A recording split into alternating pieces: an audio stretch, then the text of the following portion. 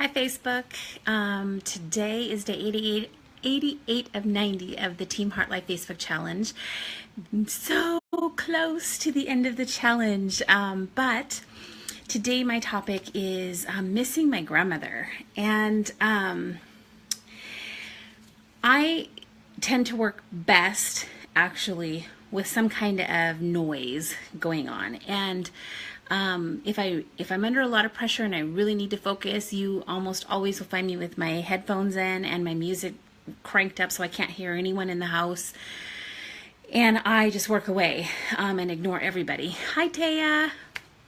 And but when I don't have my headphones in and I'm working, I still like to have that kind of white noise going on, and so I generally will turn on the TV, and we don't have cable, so I usually find something on Netflix and I just let it play in the background. And today I picked this show called I can't remember now. It's something about a farmhouse in Canada, and they rent it out for events, and it's the story of all of their events and all of their things that they do there, from weddings to private dinners and all that stuff. And since I'm an event planner, it really interested me. And in and amongst my working, though, as I've been watching this, all these things, because they believe in that rustic, the country, growing your own food, making everything from scratch, like all those things. And as I'm watching all of these things, and it start coming back up for me, and like I started remembering all the times that I would work with my grandmother in the kitchen when I was younger, and we would can all summer long. And if you are a 12 to 15-year-old girl and you get to spend your summer in the kitchen canning with your grandma, like, that was not the joyous time of my life, but I loved the end result, and I loved doing it, and I loved the time with my grandmother. And I wish that I actually would do that more, and that I would can stuff and I would do that kind of prep work. But it's just not me right now. And but I miss it. And then I was watching some of the simplistic soups and the things that they made, and I was thinking, my grandmother came from Depression times, and her thing was always, you use what you have. And, you learn how to make it spread, and you learn how to, make a hearty meal from next to nothing. And so, it just really brought a lot of memories back about that. But I think the biggest memory that came back is making bread.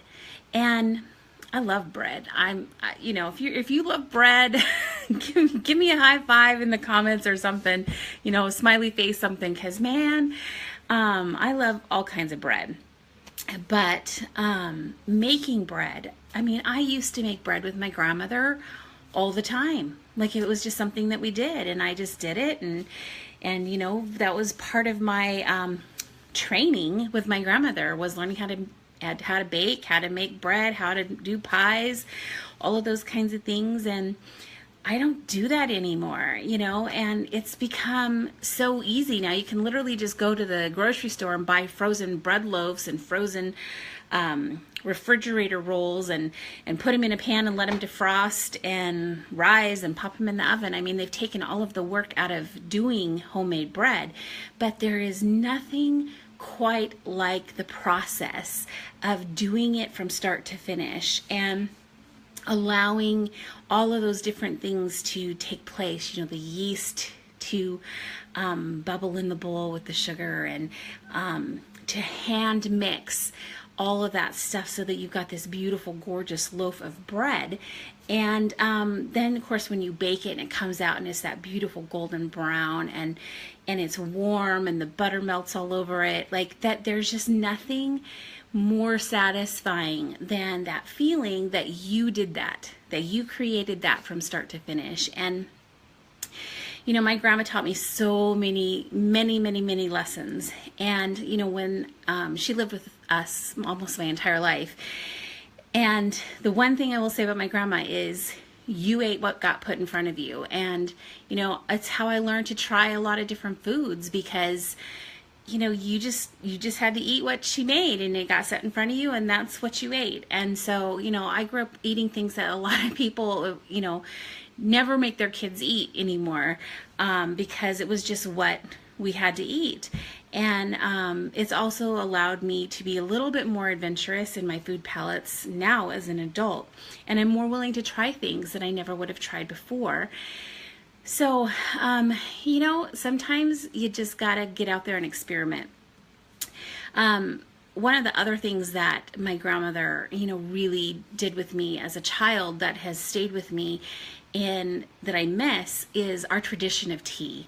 We used to do tea together all the time, and it was the whole tradition of, heating the teapot and making the tea and letting it steep the exact amount of time, and using the fragile china teacups to have tea. And the whole tradition of tea is the time that it takes, the preparation and the conversation while you're going through that process.